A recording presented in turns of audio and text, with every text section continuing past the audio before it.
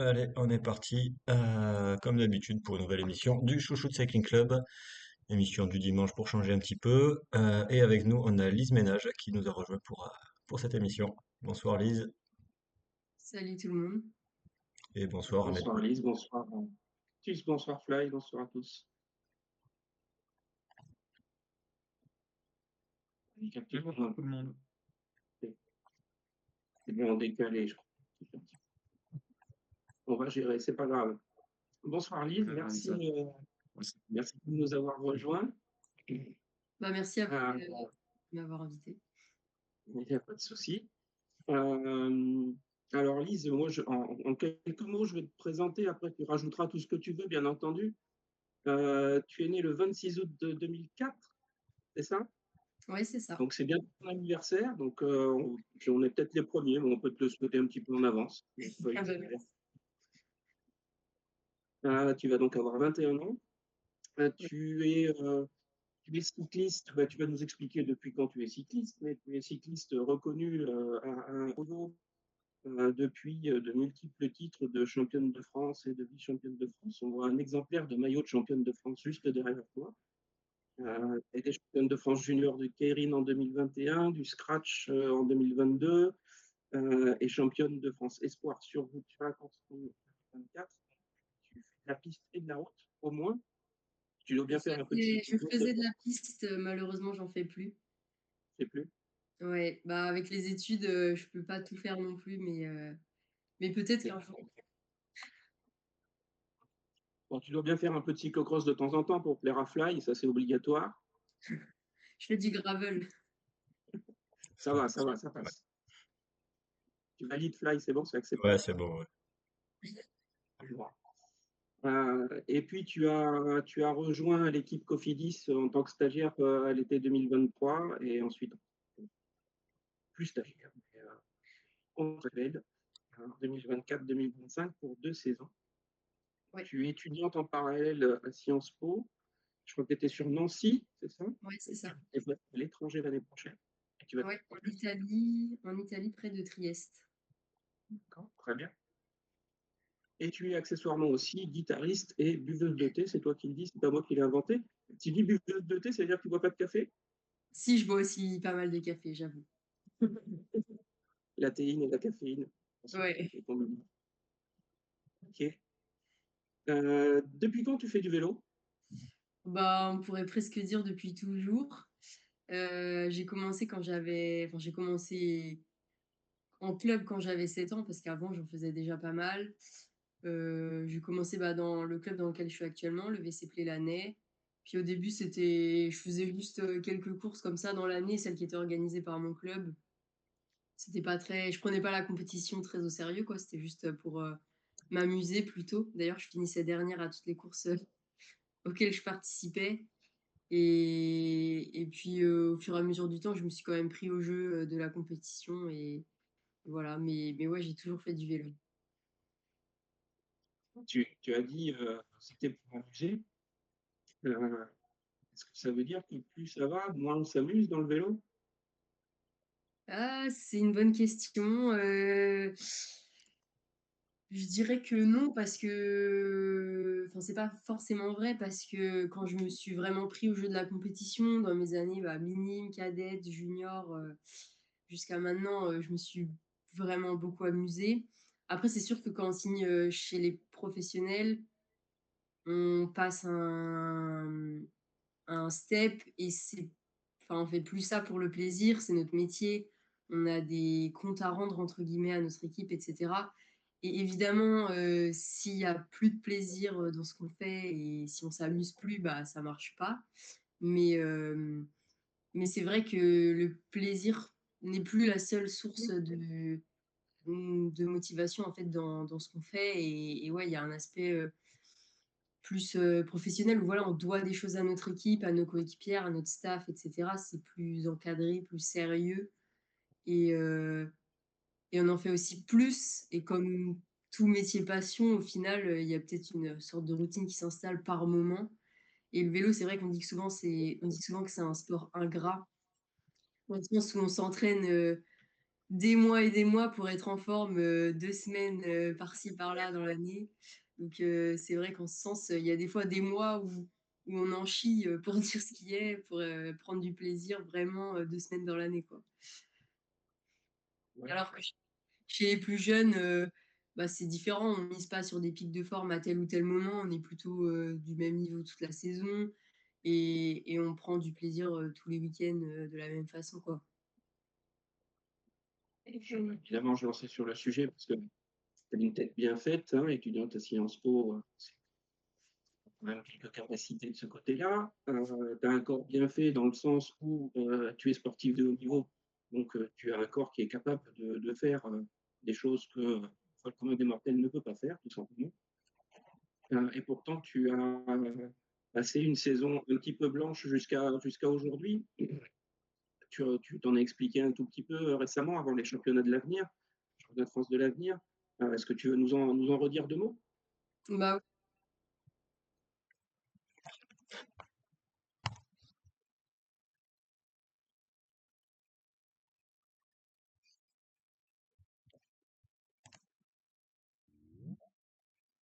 dernière et ça a été compliqué de continuer à m'entraîner et cetera parce que, bah, je rencontrais des 2 secondes, ça a coupé au moment où je suis parti. Du coup, est-ce que tu peux reprendre? ah oui, pardon.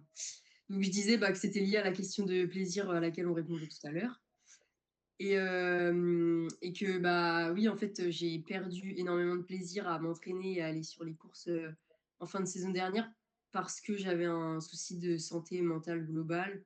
On pourrait appeler ça un burn-out. Après, c'est toujours dur de définir, les, les maladies, mentales, mais c'est ce qui conviendrait le mieux. Justement du fait que, bah, voilà, je suis en études à Sciences Po, c'est quand même assez dur.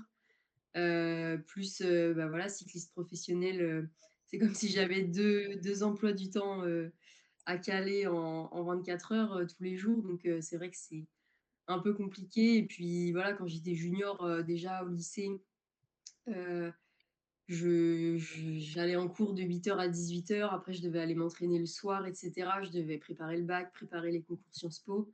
Donc ça a été une année très intense pour moi, mais tout m'a réussi plus ou moins. Donc j'ai atteint tous mes objectifs, voire au-delà, que ce soit dans le niveau, sportif ou scolaire. Donc j'ai pas vu que j'en faisais trop au moment-là et ensuite, il y a eu une rechute, très importante et aujourd'hui je le paye cash avec, bah, un manque, de motivation pour tout, un manque de plaisir pour tout, que ce soit, faire du vélo, aller en cours, mais même, voir des amis, sortir et cetera. Parce que le burn-out, c'est ça, hein, dans la réalité des faits, c'est qu'on prend plus de plaisir à vivre, rien ne nous donne envie et donc ouais, ça a été une période très compliquée.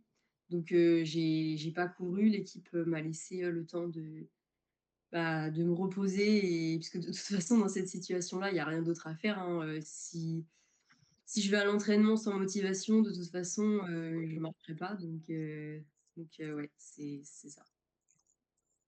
Tu as donc repris l'entraînement au mois de juillet, c'est ça?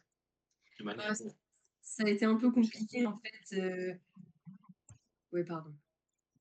Non, non, je disais de manière un petit peu plus conventionnelle, tu es revenu à un format d'entraînement au mois de juillet, concrètement? Bah, on peut dire ça, ouais, après ça a été par vague. En gros, j'ai arrêté les courses en octobre l'année dernière et je pensais que j'allais pouvoir revenir, pour la saison 2025 dès le début de la saison. Après la coupure, donc là, je m'étais plus ou moins bien préparée, sauf que j'ai rechuté. Ensuite, je m'étais dit que je reprendrais en mars, mais j'ai de nouveau rechuté. Et ensuite, je m'étais dit que je reprendrais en juin. J'avais déjà fait une prépa assez importante en mai-juin, on va dire. Mais pareil, j'ai pas pu retourner sur les compétitions parce que voilà, j'ai de nouveau fait des crises d'angoisse parce que j'en ai pas parlé, mais concrètement, je faisais voilà des crises d'angoisse. Et j'ai donc j'ai là, après ce petit couac, en juin, disons que j'ai pas roulé pendant 2 semaines et après j'ai repris sérieusement, en juillet. Mais voilà, ça a été vraiment en dents de scie avec des périodes où j'ai tenté de reprendre, de reprendre, bien quoi, de faire un entraînement cadré et il y a eu des périodes de rechute mais ouais. Là, j'ai vraiment bien repris depuis juillet et pour l'instant ça se passe bien donc voilà. Est-ce que voilà, le fait de te revoir sur les championnats de France de l'avenir, ça a permis aussi, peut-être de retrouver, les copines et les copines, hein, les adversaires aussi, de retrouver l'ambiance de l'équipe, de la course? Est-ce que ça, quelque part, ça t'a je pense que ça t'a fait du bien? Bah, oui, oui, complètement. Bah, déjà, j'étais retournée voir, l'équipe au championnat de France, élite. J'avais été dans le bus avec les filles, j'avais passé des bidons avec le staff et cetera et déjà ça, bah, se remettre dans l'ambiance de l'équipe, du championnat, même revoir, bah, des filles d'autres équipes que j'apprécie, ça m'avait donné vraiment envie de revenir et là, bah, pareil, comme tu dis, sur les championnats de l'avenir, j'ai revu, bah, toutes mes copines, de la Bresleddie notamment, au comité de Bretagne. Et même d'autres filles de d'autres comités avec qui j'ai pu être en équipe de France et cetera et heu et ouais, ça remet dans le bain et il y a aussi bah, le côté compétition, que j'ai retrouvé notamment au chrono, parce que la course en ligne, ça a été vite plié. Mais mais le chrono, ouais, ce côté challengeant, se mettre à bloc, l'ambiance des championnats, prendre le départ et cetera. Même, sur la course en ligne, ils mettent la petite musique là, stressante du début. Enfin toute cette atmosphère-là, ouais, ça m'a vraiment fait du bien de retrouver ça, quoi. Cactus, tu as sûrement plein de questions, avec un petit décalage. J'ai plein de questions, mais j'ai peur d'avoir plein de retard surtout. Non, non, vas-y, c'est bon. Non? Non. Et ben justement, tu disais que,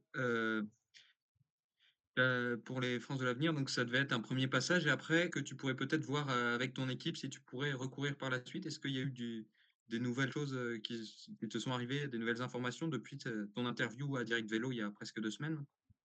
Pour l'instant, je suis pas titulaire sur, aucune course d'ici la fin de saison. Parce qu'au final, il reste très peu de courses et voilà, vu que l'équipe était pas encore, sûre du fait que je puisse recourir, voilà, ils m'ont mis titulaire sur aucune course. Après, je suis remplaçante, donc si, jamais, voilà, il y a des filles qui sont, blessées malheureusement ou malades ou qui sont cramées, parce qu'à la fin de saison, ça arrive, souvent et ben, je pourrais courir, mais il y a rien de fixé, pour le moment. Plutôt sur les courses d'un jour, j'imagine. Oui, oui, oui. Et avec l'équipe de France?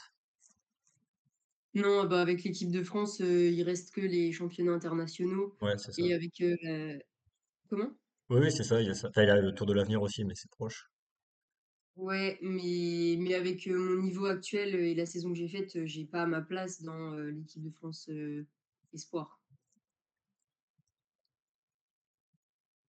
Donc, J'ai compris. Ouais, vas-y, vas-y, vas-y, vas-y. Non? ouais, donc, bah, c'est possible malheureusement que je ne recours pas d'ici la fin de saison. Je l'espère vraiment pas, mais voilà, c'est toujours compliqué après avoir fait une année comme ça, donc ouais, on verra bien. Mmh. Et pareil pour la suite, tu disais que pour l'instant vous aviez pas encore évoqué le sujet d'une éventuelle prolongation. Je suppose que forcément c'est un peu un cercle vicieux dans le sens où si tu peux pas courir, tu peux pas montrer que tu as retrouvé un niveau qui permettrait une prolongation, donc je suppose que ça va pas forcément beaucoup avancer non plus? Non, ça a pas avancé du tout. Pour être très honnête, je suis pas super optimiste parce que, bah, comme tu le dis, tant que je cours pas, je peux rien prouver et même si je cours, faut être lucide. Je manque encore, avec le peu de préparation que j'ai, je manque encore de rythme et d'endurance notamment.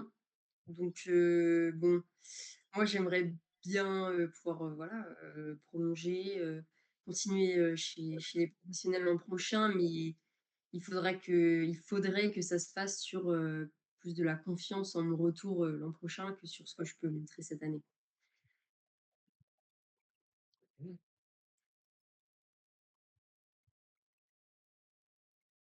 Oui, je pense qu'il est encore bon. Ah, c'est lui qui nous fait plaisir. Ouais, ouais. Continuez, c'était pas hem, par rapport à tout ça, non, mais il est parti. Tant qu'il revienne, parce que de toute façon, c'est lui qui nous fait la diff. S'il n'est pas là, ça diffuserait pareil.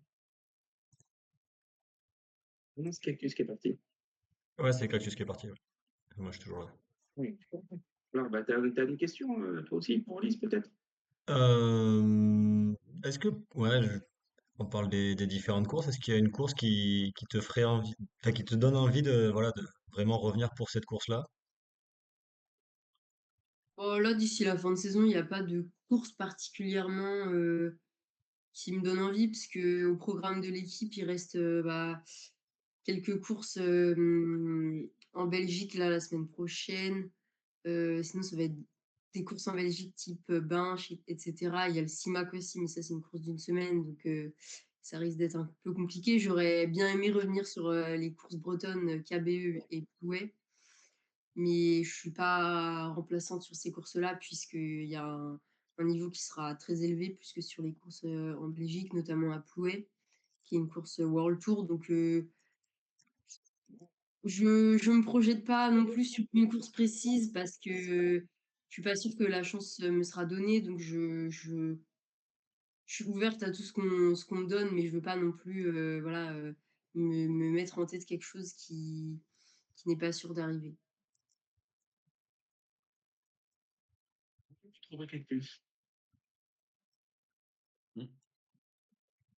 On va revenir un peu en arrière. Quelques jours après ton interview à Direct Vélo, il y a eu celle d'Églantine Raillet, après le Chrono des France, où elle disait que ton interview l'avait aidé dans le sens où ça lui avait permis de se rendre compte qu'elle n'était pas la seule dans ce cas-là. Est-ce que toi, tu as eu des retours des coureurs qui t'ont contacté par rapport à ça? Ouais, j'ai eu énormément de retours suite à mon interview, et j'en avais déjà eu avant, quand j'en parlais autour de moi. Et c'est vrai qu'on se rend compte qu'il y a énormément de personnes, de manière générale, qui sont touchées, mais, et de sportifs. On en a beaucoup parlé après les JO notamment. Mais je trouve qu'en effet, dans le cyclisme, en ce moment, on en parle beaucoup. Il y a eu aussi l'ancien champion de France cadet, je sais plus son nom, qui a témoigné de ça, qui a arrêté le vélo lui, suite à son titre. Voilà, c'est arrivé à Églantine, ça m'arrive, et beaucoup d'autres, oui, m'ont fait des messages, et des personnes, qu'on pourrait ne pas soupçonner, parce qu'en apparence, ça va bien, notamment sur les réseaux sociaux, et cetera. Ça cache beaucoup de choses, mais ouais, je trouve que c'est assez important. Et je me suis posé la question, je me suis dit: «Pourquoi, en ce moment, dans le vélo, il y en a énormément?» et cetera. Et je me suis dit: «Peut-être, hein, c'est une hypothèse, dans d'autres sports, il y a, quelques compétitions dans l'année, en fait. Alors que dans le vélo, on court tous les week-ends, voire plusieurs fois par semaine». Et je me dis, sauf les gros leaders qui peuvent se permettre de faire que les courses, qu'ils veulent, et encore, c'est que dans des très grosses équipes. Mais ouais, je me dis peut-être que c'est trop de compétition, en permanence, et que, bah, pour le corps et pour l'esprit, parce que la compétition pour l'esprit, c'est épuisant, en fait. Je pense qu'on néglige un peu cet aspect-là. Peut-être que c'est trop, et que dans les prochaines années, il va falloir, revoir un peu notre manière de travailler, et courir moins souvent. Peut-être, c'est juste une hypothèse.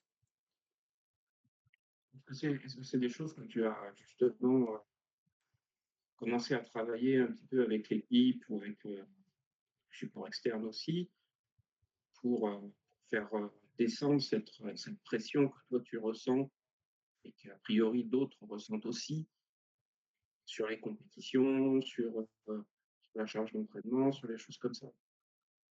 Ouais, bah, c'est assez dur de faire bouger le système, dans son ensemble. Mais du coup, je travaille plus sur, bah, moi, ma manière d'aborder les choses personnellement, notamment avec, une psychologue, que je vois depuis plusieurs mois maintenant. Et c'est vrai qu'au final, la pression, que j'ai pu me mettre, que voilà, les personnes qui ont témoigné, ont pu avoir, c'est souvent nous qui nous la mettons, plus que les équipes, et cetera. Mais ouais, c'est vrai que, bah, quand on est des sportifs et des compétiteurs, on en veut toujours plus, on n'a jamais envie de s'arrêter. Et c'est vrai que parfois, il faut savoir, bah, savourer ce qu'on a déjà accompli, et prendre le temps de se poser avant de se mettre des nouveaux objectifs, pour respirer en fait tout simplement et c'est un travail, c'est une autre manière de penser. Donc ouais, c'est quelque chose que je travaille beaucoup avec ma psychologue et avec l'équipe, j'en ai beaucoup parlé avec le médecin de l'équipe, Mathieu Muller, qui a été très enfin qui m'a vraiment énormément soutenue, pendant toute une année et ouais, moi je lui ai beaucoup fait part de mon retour et je sais que lui, il en fait part aux DS pour que voilà, ça que mon expérience aide, de manière positive tout le reste, de l'équipe aussi, quoi. Un tout petit peu taquin, parce que parce que je sais que tu en as parlé il y a pas très longtemps non plus, mais as-tu essayé l'hypnose? Oui, j'ai essayé l'hypnose il y a pas très longtemps. Hem, je peux pas dire, pour l'instant si je suis convaincue à 100, mais en tout cas, c'est sur la bonne voie. En fait, j'ai fait de l'hypnose pour ne plus faire de crise d'angoisse quand je suis sur le vélo. Pour que mon inconscient, arrête de mettre en place ce mécanisme et depuis, en effet, je n'ai pas fait de crise d'angoisse sur le vélo. Ouais, je disais ça juste pour le rappeler parce que tu avais parlé de l'hypnose aussi, par Ah rapport oui, c'est vrai. à celles et ceux qui utilisent ce moyen-là pour monter les peurs, pour le coup, hein, c'est même pas les angoisses, c'est les peurs et Ouais. surtout, éviter les peurs comme on peut avoir sur le vélo, comme la peur en descente, Mmh. la peur dans un peloton qui frotte, heu et tu disais que ça pouvait avoir, aussi, le berceau de la pièce, pouvait aussi, être là avec, notamment la mise en danger de la personne qui n'a plus peur, mais qui donc ne voit plus le danger, la voit différemment, et puis la mise en danger des autres autour. Bah oui, c'est comme tous les outils qu'on utilise, il faut les utiliser à bon escient. Moi, je connais des personnes qui, font de l'hypnose parce que, voilà, elles ont vraiment, peur dans le peloton, mais c'est à bon escient parce que c'est pour débloquer une peur qui est vraiment existante. Après, c'est vrai que quand mais après, c'est pas que l'hypnose, c'est aussi, bah, quand les directeurs sportifs, certains directeurs sportifs nous poussent à aller toujours plus loin dans, voilà, frotter dans le peloton, aller toujours plus vite, prendre tous les risques. Bah, ça, en effet, je trouve ça, trop dangereux et que ça n'en vaut pas le coup. Là, j'ai lu, dernièrement qu'un coureur avait arrêté sa carrière, suite aux 2 décès, en course de l'an dernier et je pense qu'en effet, enfin, on en parle, à chaque course, c'est de plus en plus dangereux et il y a pas de solution miracle pour empêcher ça, mais c'est sûr que déjà, que tout le monde nous dise, «Faut prendre tous les risques possibles, voilà, faut se faire sa place, à tout prix» et qu'on ait plus peur dans le peloton, bon, bah, ça mène à des décès, comme on a pu le voir et voilà, enfin, ça va beaucoup trop loin aujourd'hui. Parce que 2 décès, c'est déjà beaucoup trop.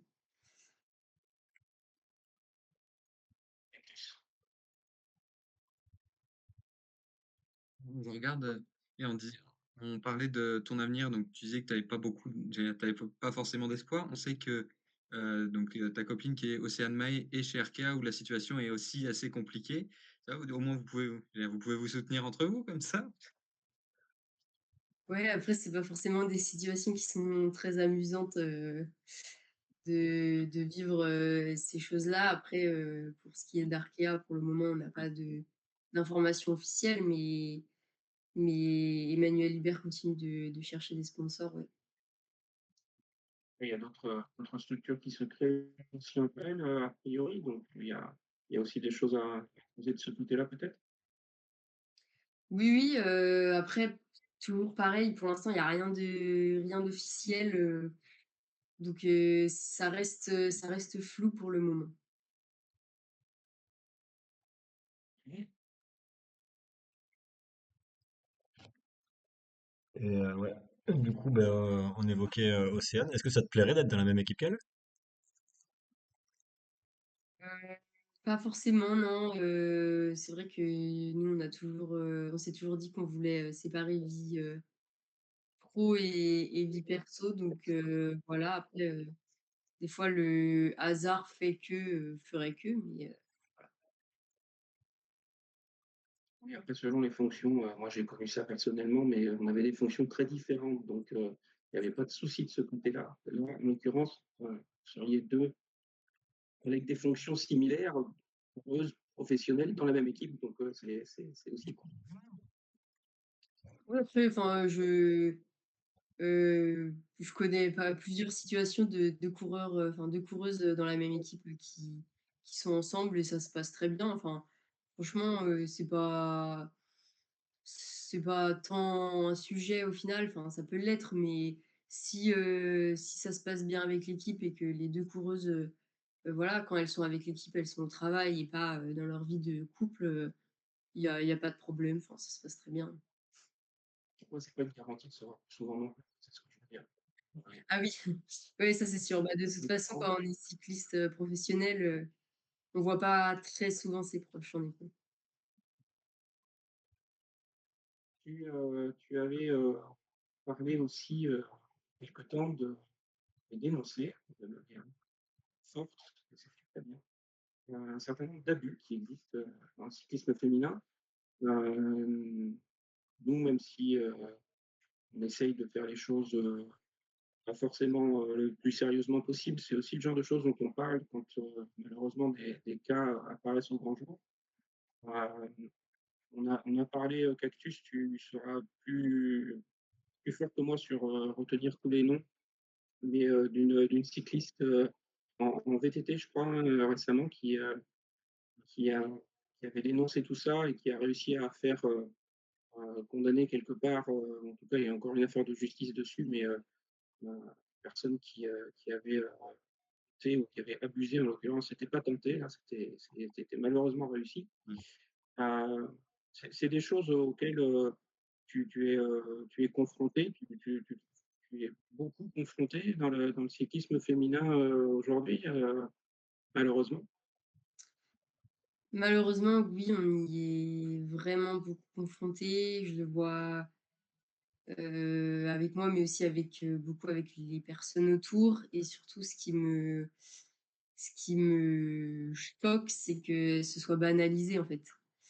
Mmh, Des fois, on en parle aux supérieurs dans des équipes. Je parle pas de Cofidis, mais voilà, je peux pas, citer de nom d'équipe non plus, mais pareil, on en parle beaucoup entre nous et je connais des filles qui en ont parlé à des supérieurs et cetera et et ça a pas été pris au sérieux, enfin, on leur a dit que c'était elles le problème, et cetera, donc c'est vrai que c'est assez choquant et ouais, on dirait que c'est installé dans la culture et qu'on peut pas s'en débarrasser, quoi. ouais, c'est des comportements établis en quelque sorte et qui sont, on va dire, la règle, mais qui on ne voit plus, on ne veut plus voir, la déviance qu'il peut y avoir dans le comportement. Comment? On ne voit plus ou on ne veut plus voir la déviance qu'il y a dans le comportement. Ouais, c'est ça, tout à fait, et c'est valable, pour, les coureurs, mais c'est aussi valable pour les staffs, il y a beaucoup de staff femmes qui, voilà, se font embêter, par, les staffs hommes aussi, qui se prennent des remarques, régulièrement et cetera. En fait, je sais même pas quoi dire là-dessus parce que moi, ça me semble tellement absurde que voilà. Mais en effet, c'est énormément présent. Après, j'ai envie de dire, c'est présent dans toutes les sphères de la vie malheureusement, enfin, Société.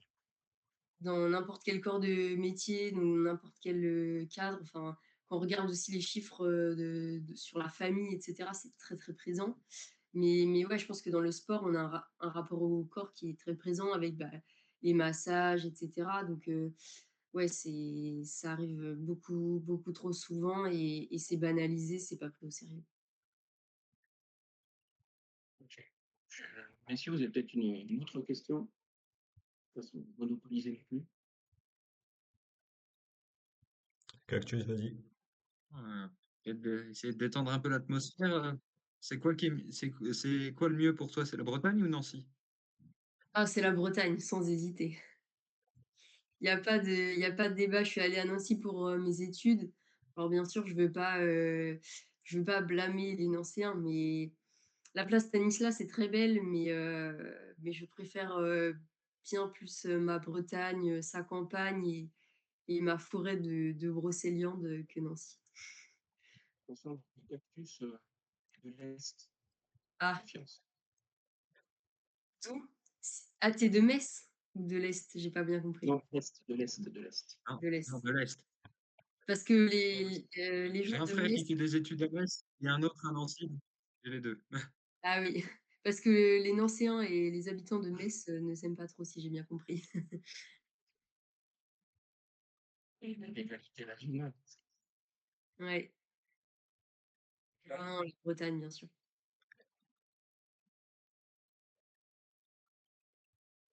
Oui, oui, oui. Mettre le micro, je t'entends plus. Ouais, non, mais j'ai rien à dire. J'ai rien, rien à ajouter, j'écoute. Moi, alors, je suis désolé, je redétends un peu l'atmosphère, mais euh, tu parlais du rapport au corps. Comment est-ce que il y a une polémique après le Tour de France sur le poids de Pauline Ferrand, sur, je dirais à la fois le poids et l'aspect visuel. Je pense que c'est important aussi de mettre cet aspect visuel dans la balance, parce que je pense que malheureusement, les jugements souvent masculins et parfois aussi féminins prennent en compte cet aspect visuel. Comment est-ce que toi tu réagis par rapport à ça? Comment est-ce que tu, tu conçois les choses à ton niveau? Bah, pour être honnête, de premier abord, hem, j'ai trouvé ça assez, choquant, voilà, de voir, Pauline Ferrand-Prévot, aussi sèche. Ça m'a ouais, ça m'a choquée et visuellement quoi, comme tu dis et c'est vrai que j'étais enfin et je le suis toujours d'ailleurs, complètement d'accord avec, bah, les filles comme Séverine Carbaol, qui me dit que voilà, c'était important de garder une certaine masse grasse, pour notre santé, que ce soit chez les hommes comme chez les femmes, mais d'autant plus chez les femmes. Enfin, on a besoin d'une masse grasse supérieure aux hommes, en fait. Hem Donc ouais, j'étais très sceptique. Après, j'ai lu, différents avis qui m'ont un peu fait relativiser sur la question.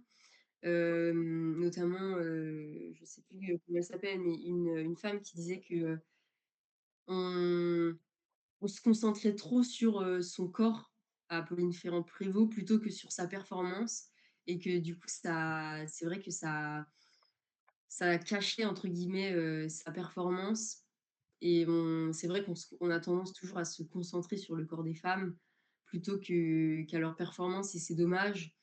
Après voilà, Pauline l'a dit, c'était son choix de le faire.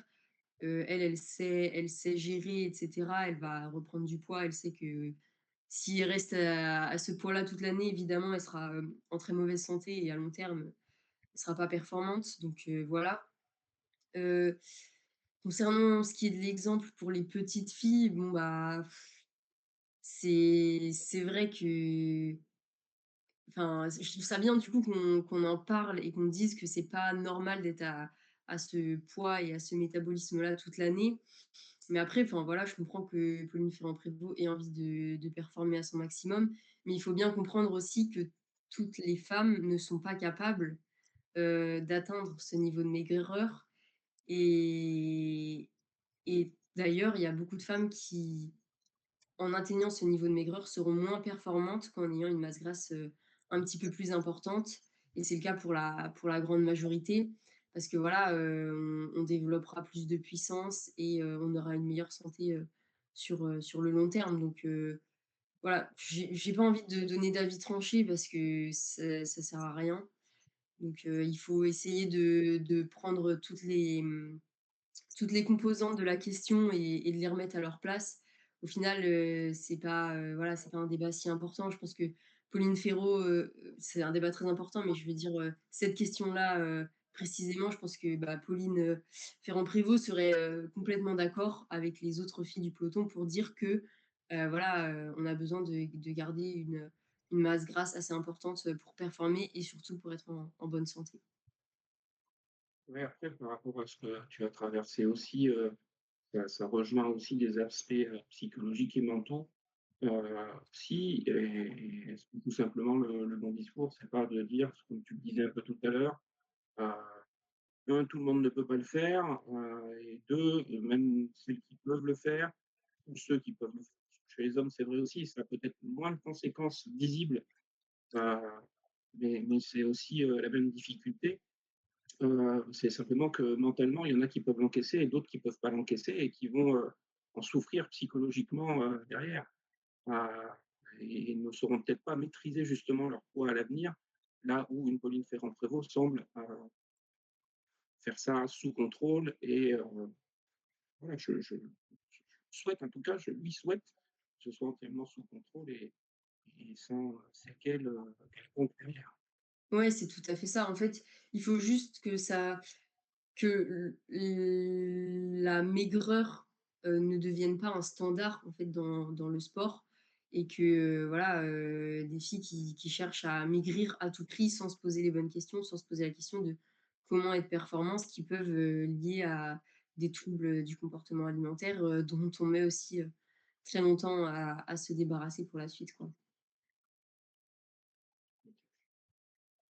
Je relis à ça des choses dont tu avais aussi déjà parlé il y a quelques semaines, mais ouais, forcément ça il y a forcément un lien dans l'esprit de certains, peut-être de certaines aussi. Tu avais parlé de remarques sexistes et j'avais noté de rester désirable, de pas trop forcer sur la muscu, de voilà. Mais ça rejoint aussi ça d'une autre manière, pas maigreur, mais et ça rejoint pour certains la critique de l'état de Pauline Ferrand-Prévot, une image d'une femme avec des gros guillemets autour, voilà.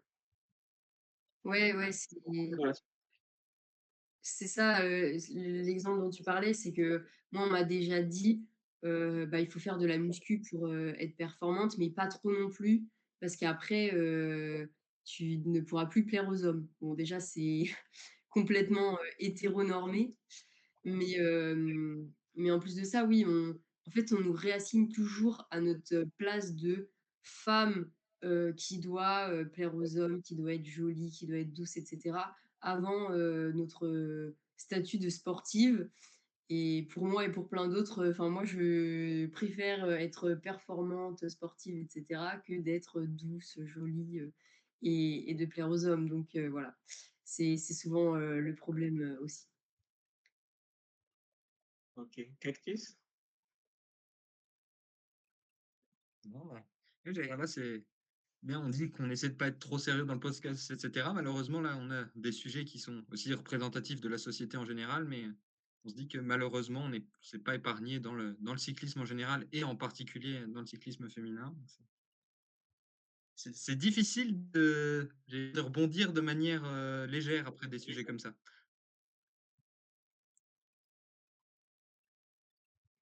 Aussi des sujets importants qu'il faut aborder. On en abordera d'autres, un peu plus tard dans ce podcast, je crois. Pas du même niveau, mais important également, sur la sécurité, notamment. Donc, beh, si vous n'avez pas d'autres questions, de votre côté, Cactus et Fly, j'attends 3 secondes, vos réponses. J'ai une question de conclusion un peu bateau, mais sinon Bah, vas-y, pose-la, pose-la. ouais. Tout simplement, bah, Lise, qu'est-ce qu'on peut te souhaiter pour la suite, que ce soit à court, moyen, long terme? Et bah, déjà, premièrement, que je puisse, continuer à me soigner parce que voilà, j'en suis pas complètement sortie et que je puisse continuer à reprendre du plaisir dans toutes les activités, que je fais, quelles qu'elles soient. Donc, sortir, voir des amis, sortir avec ma famille, aller faire une balade à pied, mais aussi voilà, reprendre du plaisir, dans mes études et sur le vélo et ouais, j'espère, pouvoir, continuer, chez les professionnels l'an prochain. Pour continuer, à vous voir sur le bord de la route, nous encourager et sinon au pire je viendrai avec vous. Faudra me trouver un autre déguisement. Il y a pas de souci, il y a pas de souci. Bienvenue de toute façon, mais nous, on te souhaite d'être toujours sur la route et de toujours recevoir nos encouragements, ça c'est sûr. Les chants de Fly, hein, parce que nous, on t'encourage, mais c'est lui qu'on entend le plus, en principe.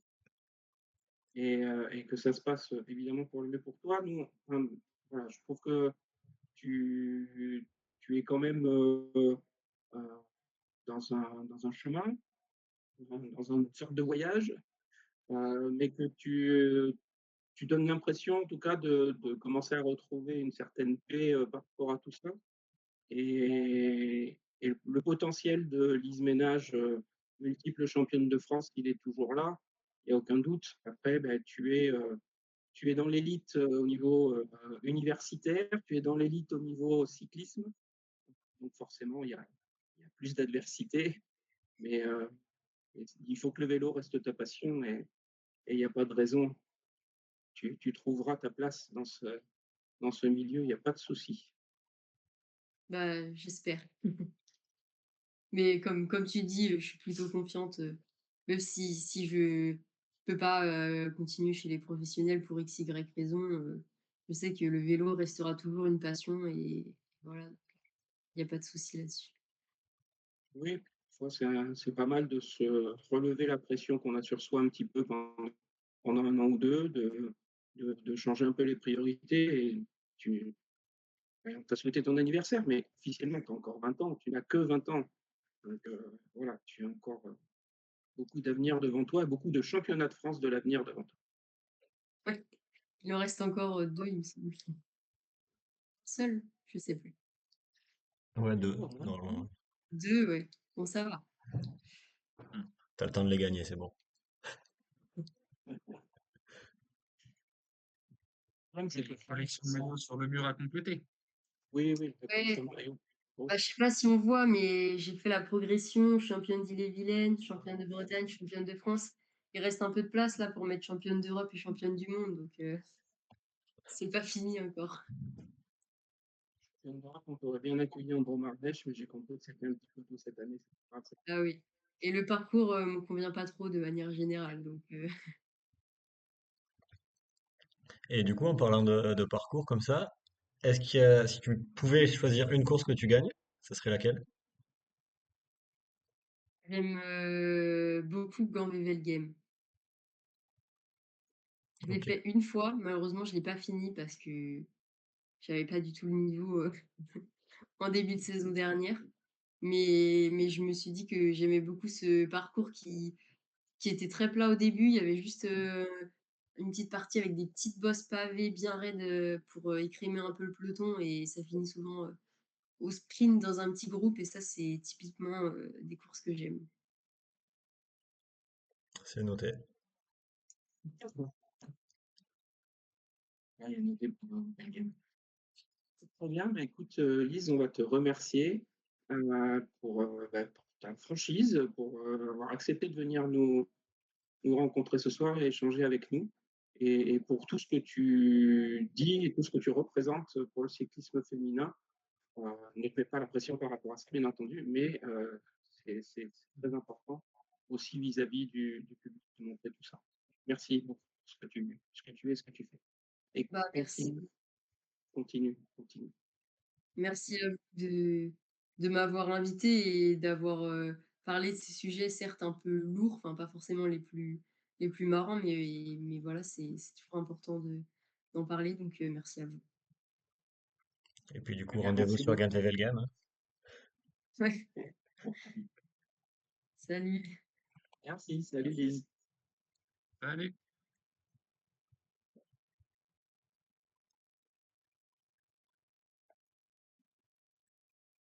Allez, eh ben, écoutez, super, super jeune femme et super interview. Super invité pour nous ce soir. On reprend le cours classique de notre podcast, messieurs. Allez. Mmh. Alors juste pour signaler que donc, vous savez si vous suivez, d'habitude on fait ça le lundi et du coup d'habitude je prépare, ce que je dois dire le lundi. Là je l'ai pas du tout donc ça va être beaucoup moins naturel que d'habitude. Ah bah tu vas faire comme Voilà, moi, tu vas tiens. voir. Voilà. On va se sentir sur un pied d'égalité avec Fly. C'est bien.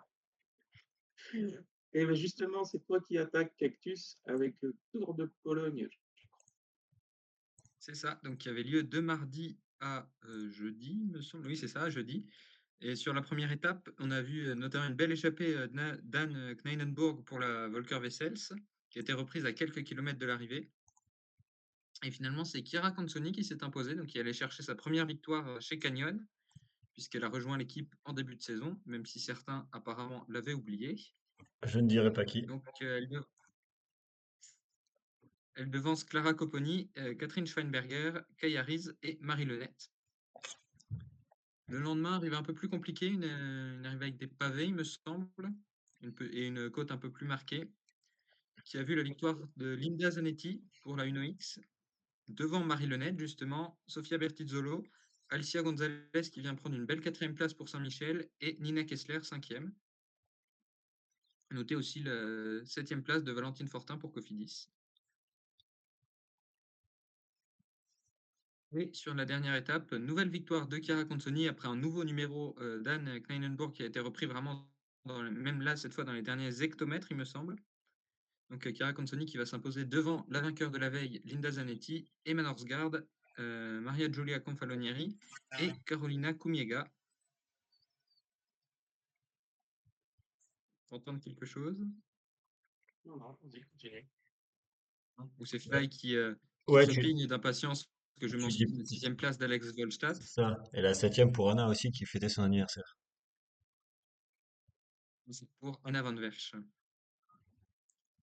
Au classement général, c'est donc Chiara Consoni qui s'impose avec 13 secondes d'avance sur Linda Zanetti.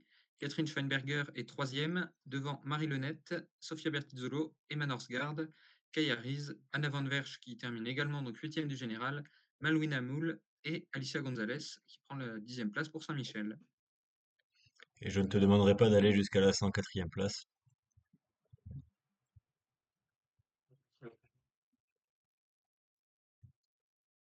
Par contre, Fly, tu pourras demander la prochaine fois à Chiara Consoni si elle a décidé de prendre Anne Kleinenburg comme doudou porte-bonheur, parce qu'à chaque fois qu'elle s'échappe, la néerlandaise, c'est l'italienne qui gagne derrière. Ok, je dirais surtout à Anne de se préparer pour de s'attendre à ce que Chiara revienne derrière elle quand elle part en échappée. Ou voir de faire l'inverse, de demander à Chiara de partir en échappée pour favoriser la victoire d'Anne, si ça marche dans l'autre sens, on ne sait jamais. On peut essayer, ouais. Cactus, tu nous emmènes au Guatemala. C'est ça. Donc le Tour du Guatemala qui avait lieu de jeudi à aujourd'hui, sachant que pour l'étape d'aujourd'hui, si a priori on a les résultats qui sont tombés entre-temps. Donc sur la première étape, victoire de Lorena Villamizar dans un sprint à 2 visiblement avec Camila Valbuena Roa, 3e place pour la locale Gabriela Soto Lopez et 4e place pour Andrea Ramirez quelques secondes plus tard. Le lendemain, victoire de Natalia Munoz devant Lorena Villamizar, Camila Valbuena Roa et Jessica Parra Rojas, mais des écarts donc, qui font. Mais Villamizar garde le maillot de leader, mais pour 1 seconde seulement. La 3e étape a vu un duo qui a dû prendre une échappée à 3 et un duo qui s'est joué la gagne avec la victoire de Gianni Milena Salcedo devant Jessica Parra Rojas qui se console avec le maillot de leader. 3e place pour l'équatorienne Myriam Nunez à 1,45 et Lorena Mizar règle le premier groupe à 7 minutes 10. Enfin, la 4e et dernière étape est remportée par Camila Valbuena avec 1,35 d'avance sur Jessica Parra Rojas qui valide sa victoire. Gabriela Soto Lopez confirme son statut de meilleure guatémaltèque en prenant la 3e place et Lorena Mizar est à nouveau 4e. Pardon. Au classement général, victoire donc pour Jessica Parra Rojas, devant Camila Valbuena, Lorena Villamizar, Natalia Munoz et Gabriela Soto Lopez, 5e. On a ensuite Gianni Milena Salcedo, Myriam Nunez, une autre équatorienne, Heidi Flores, 8e, devant 2 Mexicaines, Andrea Ramirez et Valeria Cruz Espinoza, qui est 10e, mais déjà à plus de 20 minutes. Tu as réussi à taguer un certain nombre de ces coureuses lors de leurs posts sur Instagram, notamment Cactus. Eh ben, parce que grâce à la Volta Colombia qui avait lieu en juin, j'ai pu déjà en reconnaître certaines. Et comme c'est à peu près les mêmes qui gagnent, et ben maintenant je sais retrouver les comptes. Ok, et il faut reconnaître qu'elles sont aussi, elles répondent bien à ces sollicitations via Instagram, parce qu'elles retransmettent elles aussi pour les stories. Donc c'est sympa de leur part, même si elles ne comprendront peut-être pas ce que je dis et qu'elles ne regarderont peut-être pas le podcast, je tenais à le souligner. Et tant qu'on y est, que c'est peu probable que ça parvienne, mais on prend en général pour ça les noms qui sont indiqués sur First Cycling, qui ne sont pas forcément les noms d'usage apparemment, si j'en crois les pseudos des comptes Instagram. Donc ça arrive que ce soit pas tout à fait bon et on s'en excuse. Là, il y a à toi de nous parler du Grand Prix Yvonne Reinders. Ouais, bah, on va faire ça vite fait, hein, puisque j'ai Mm. absolument pas suivi. Donc, on a eu une victoire pour Christina Tonetti devant Teniel Campbell et Lynn Janssen. Donc, bah, Teniel Campbell qui faisait son retour un petit peu à la compétition sur cette course-là, qui courait avec la team Torelli et bah, qui fait plutôt un très bon résultat. Euh, Finalement, elle n'était pas chez Torelli. Elle était chez Smurfit. Elle a pas couru avec Torelli? Non, Là, des photos du podium que j'ai vu, elle a le maillot Smurfit. non, D'accord. elle est reportée sur Percent. Ah Je bah crois écoute. qu'il y a eu un surcontrat signé au dernier moment. Ouais, ou sinon ils avaient C'est plus de maillot à la team Torelli, donc ils ont fait une équipe mixte et du coup elle avait le maillot Smurfit. des trucs. Ou sinon Voilà, Christian tout Attili. simplement sinon que Teniel Campbell étant quand même assez grande, ils avaient pas de maillot à sa taille, donc bah, elle a pris ce qu'elle avait. Non, a priori, c'est un petit groupe qui s'est détaché et qui Ouais. allait jouer la gagne. Et, pour rappel, Christina Tonetti, c'est une coureure de Laboral qui a Ouais, bah. signé sa première victoire pro. Ah, ça faut le noter pour les quiz. Je vérifie. Il me semble que c'est sa première, c'est ça. Et elle a fait aussi je vérifie, elle a fait le Tour de France l'année dernière et elle était la première porteuse du maillot à pois. Exactement, grâce à un super com en sortie de tunnel. Remonté donc au niveau. Donc c'était les Pays-Bas. Ouais. Avant de redonner la parole à Fly, je voudrais la donner d'abord à Cactus et modifier un petit peu l'ordre de ce qu'on avait prévu. Que Cactus nous parle de la Biscay Coloréac Junior. Ouais, et j'aurai une autre course à rajouter en bonus juste après. Vas-y, vous les enchaîner les deux. C'est ça. Donc, si je retrouve les résultats de la Biscay Coloréac Junior, donc qui avait lieu jeudi et vendredi. Sur la première étape, on a eu un petit groupe qui s'est joué la gagne sprint avec une victoire pour la Polonaise Maria Okrusinska de Watersley, donc junior première année dont on a déjà parlé parce qu'elle a fait de très bons résultats sur cette saison. Elle a notamment gagné Euh, le Clim Course de Borols. Je tiens à préciser parce que c'est l'une des meilleures courses de l'année. Ça, elle est championne de Pologne du chrono et de la course en ligne et elle a terminé deuxième du Watersley avec une étape. Le tout en étant junior première année. Donc elle s'impose devant deux Espagnols, Lydia Castro et Irati Aranguren. Quatrième place pour Lydia Cusack et cinquième place pour Mathilde Rossignoli. À noter que Paula Ostiz est tombée avant la dernière côte, a priori, et elle finit beaucoup plus loin. Elle est 55e à 1,19. Donc c'est quand même rare Et qu'il y ait deuxième deux étape le Lydia. lendemain, On qui a a quand même vu eu deux Lydia dans le top 4, hein, c'est intéressant. Alors qu'il n'y en a pas beaucoup en Europe qui courent. Voilà. Statistiques. d'un autre côté, il y en a une qui est américaine. C'est pour ça. Voilà. Et sur la deuxième étape, eh bien, on a eu un renversement, on va dire, de la course, puisque on a changé de leader. Et c'est à nouveau un sprint en petit groupe, mais qui a été remporté cette fois par Mathilde Rossignoli, donc cinquième la veille, devant Irati Aranguren, qui avait déjà fait podium. troisième place pour une autre américaine, Alissa Sarkisov, et quatrième place pour la tchèque Karolina Spikarova, cinquième place pour la grecque Eirini Stampori de la NextG. Et Paula Hostiz, sixième devant la championne de France junior Thaïs Poirier, qui est elle aussi une première année d'ailleurs. Et tout ça, ça fait quoi? Ça fait qu'au général, c'est Mathilde Rossignoli qui va s'imposer, donc, avec une petite seconde d'avance seulement, sur Irati Aranguren. Celia Torres est troisième à 11 secondes, devant Lydia Kuzak à 12 secondes, Maria Okrusinska à 13 secondes, Daniela Ezinova, qui est aussi chez Watersley, est à 20 secondes, Alissa Sarkisov à 27, Sydney Sferinga est huitième à 30 secondes, mais elle a été un peu plus discrète, si on peut dire, sur ces 2 jours de course. 9e place pour Gabriela McHugh et 10e place pour la Française Thaïs Poirier, justement. Classement des jeunes pour Mathilde Rossignoli, qui est visiblement elle aussi une première année. Classement de la montagne pour Paula Hostiz et classement des sprints pour une qui va faire plaisir à Fly, Jente Kops, ou Koops, je sais pas, chez la NextG. On dit COPS. Enfin, je dis COPS après. Voilà. Normalement, c'est ça. Donc, il y avait une autre course, Pectus. C'est ça.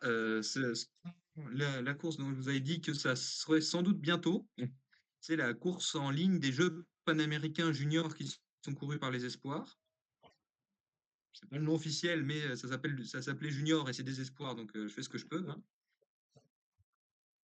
Qui a eu lieu aujourd'hui, cette course, qui a vu une victoire au sprint dans un groupe de 5, la victoire d'une coureur argentine, Giulietta Benedetti Venturella, qui avait terminé troisième du chrono quelques jours plus tôt. Je vais essayer de retrouver le résultat, mais je vous garantis rien.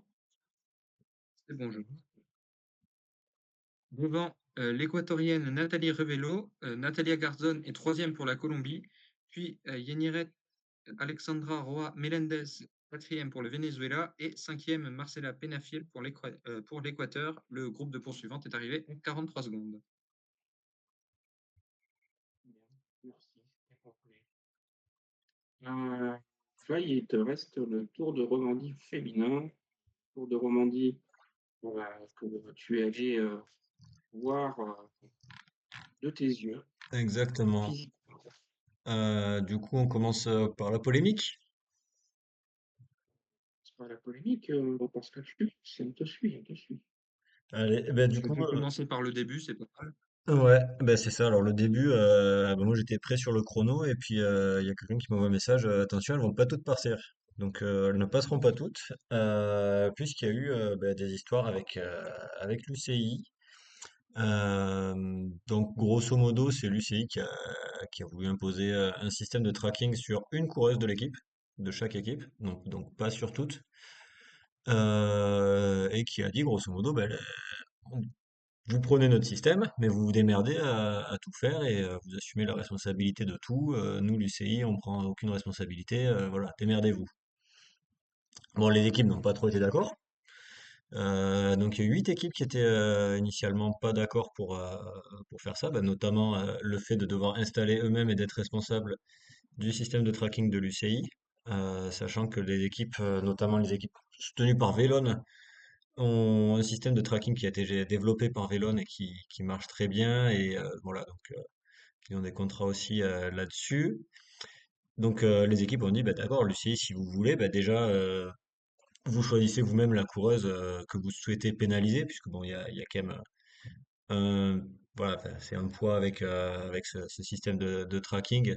Donc ça fait que voilà, c'est pas, c'est pas juste par rapport aux autres de l'équipe. Donc voilà, bah, ils se démerdent à choisir qui doit être pénalisé. Et surtout, bah, vous vous démerdez à installer le tracker sur le vélo. Et puis nous, enfin voilà, on valide le vélo comme ça, mais c'est pas à nous d'installer le truc. Bon, ben, l'UCI, ils n'ont pas voulu.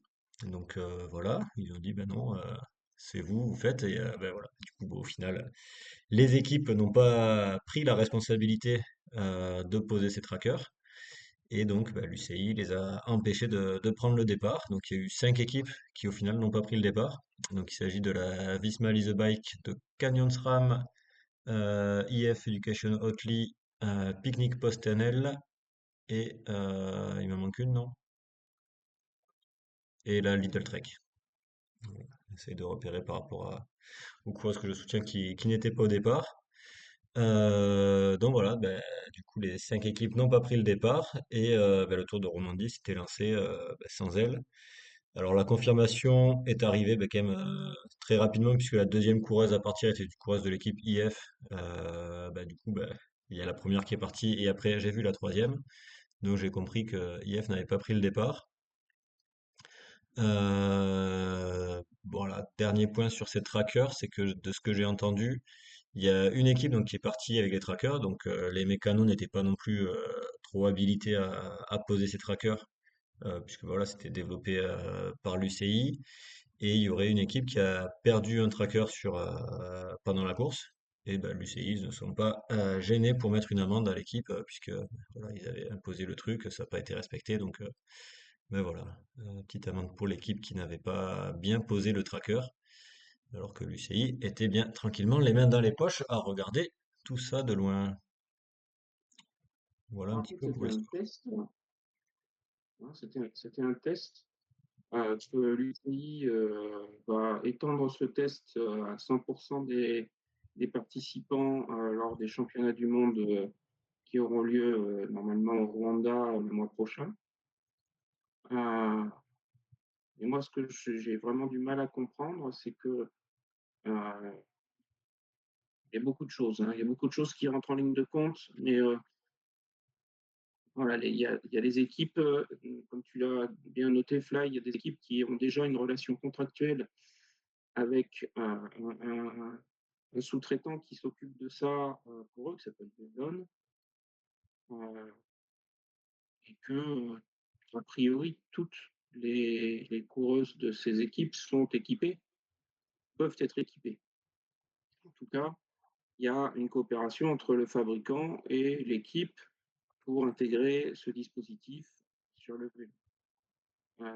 Là, l'UCI a prévenu une semaine à l'avance, a donné les informations une semaine à l'avance, a priori le 7 août, aux équipes. C'est quand même un peu tardif quand on veut faire un test.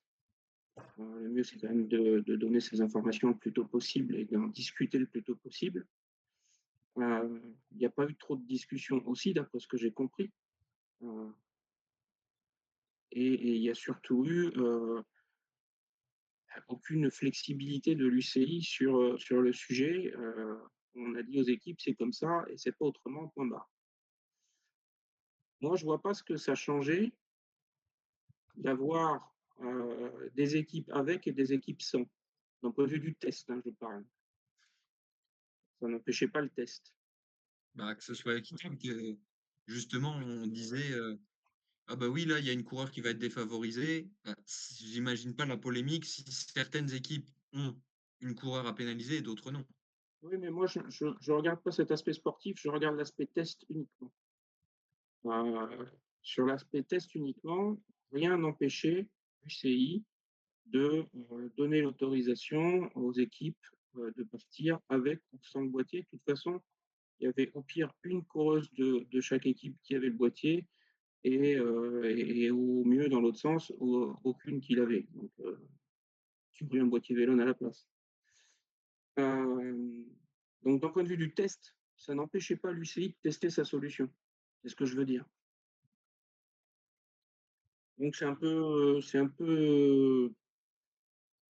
jusqu'au boutiste, un peu inflexible, un peu UCI, en fait, de se comporter de cette manière-là. Oui, je veux dire, après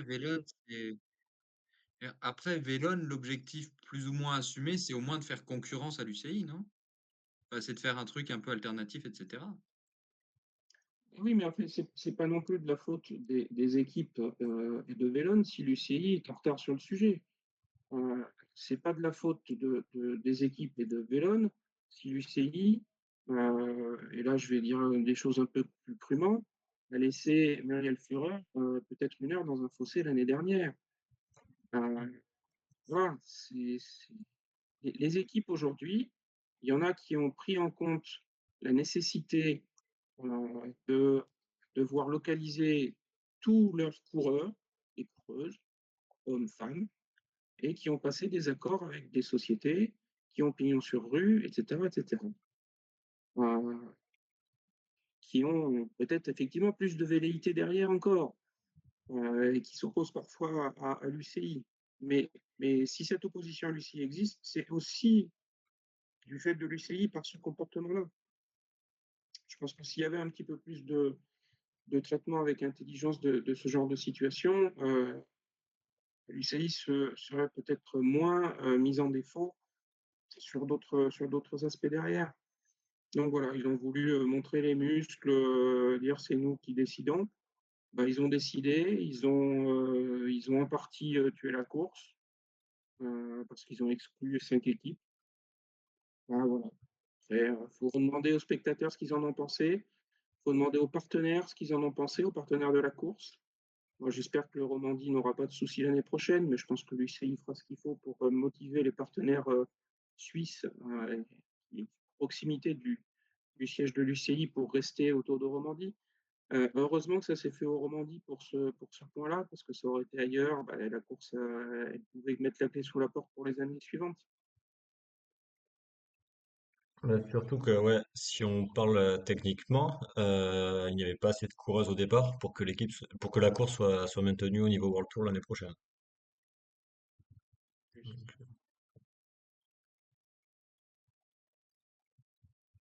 Donc voilà, une polémique dont l'UCI aurait pu se passer, qu'ils ont créée eux-mêmes et qui au final, je pense, va plus leur retomber dessus négativement que positivement. J'espère qu'ils vont s'organiser différemment pour les championnats du monde Rwanda. Les choses seront un petit peu plus claires, euh, que, que le test pourra se dérouler correctement. Oui, parce Pour la qu'effectivement, sécurité, déjà pour là, la il y a quand même des coureuses qui ont fait le déplacement jusqu'en Romandie pour rien. J'imagine pas s'il y en a qui font le déplacement jusqu'au Rwanda pour pas prendre le départ. Ça serait quand même vraiment ouais, une grosse perte financière d'une part, et puis oui, pour le mental et la course aussi, ça serait vraiment une très grosse perte, donc on n'espère pas. un spectateur, là, il est venu jusqu'en Romandie, il a vu une tronquée. Quand il va aller au Rwanda, il veut pas voir des courses tronquées. C'est surtout, je veux voir mes chouchoutes, moi, Toutes. hein. Ouais. Oui, mais il n'y a pas assez de place dans une course pour voir toutes tes chouchoutes, Fly. C'est pour ça qu'il y a 6 courses, cette même sur le championnat du monde. Bon, il y a quand même eu une course, là. Ouais, effectivement. Sauf si Cactus avait quelque chose à rajouter sur la polémique. Globalement, j'avais pas forcément trop le temps de m'y pencher, donc je suis pas du tout rentré dans les détails. Après, j'allais dire, le problème entre guillemets, c'est que parmi les chefs de file du camp anti-UCI, il y a justement les Provelone, les Wouters, etc. Donc il y a un peu l'impression que, même si je suis loin de dire que l'UCI est sans reproche, etc., que s'ils pouvaient bien flinguer l'UCI au passage, ça les gênait pas, quoi. Mais après, c'est comme pour tout, il y a pas de méchants, il n'y a pas de gentils, il y a des gens qui ont des intérêts. Ouais, moi, comme je l'ai dit sur X, je suis pas un fan de Waters, par exemple, hein, c'est clairement. Mais malheureusement, les équipes qui ont été disqualifiées, c'est aussi celles qui ont le pouvoir de tenir tête à l'UCI. Celles qui sont restées ont quand même globalement moins de pouvoir ou moins d'intérêt à s'opposer à l'UCI aujourd'hui. Donc voilà, Oui, ça c'est marche dans vrai. les deux sens. Effectivement, celles qui se sont opposées, bah, c'est celles qui s'opposent le plus souvent à l'UCI et qui ont Vélone et qui ont ceci, qui ont cela. C'est celles qui ont plus les moyens aussi de s'opposer à l'UCI et pas, voilà, faut pas mélanger les choses avec les équipes qui sont restées. Il y en a certaines qui n'ont pas les moyens de dire je refuse. Je pense à une équipe comme Nexetis, par exemple. Je ne pense pas qu'ils aient les moyens de dire non à l'UCI. Et je pense surtout que oui, si on leur avait dit, bah, si vous dites non, vous prenez pas le départ, je pense que ouais, tout de suite changé d'avis et pris le départ de ce Tour de Romandie, puisque c'est quand même une équipe qui n'est pas pro et qui vraiment profitait de ce tour pour se mettre en valeur. Et je pense qu'il y en a, on va le voir plus tard, qui ont pu se mettre en valeur. Plus tard, c'est maintenant. Allez, eh ben on est parti. Alors du coup, la première étape, c'était un contre-la-montre de 3,4 km, je crois, ou 4 et quelques. Je sais plus parce que c'était assez bloqué au niveau de la ville, donc j'ai pas pu tout faire. Contre-la-montre qui était en montée et qui montait quand même très très bien, parce que ça j'ai pu le faire en vélo et je peux dire que ça montait bien. Et en plus il faisait chaud, hein, donc il y avait une grosse partie au soleil, donc voilà, c'était pas mes conditions préférées pour monter un col.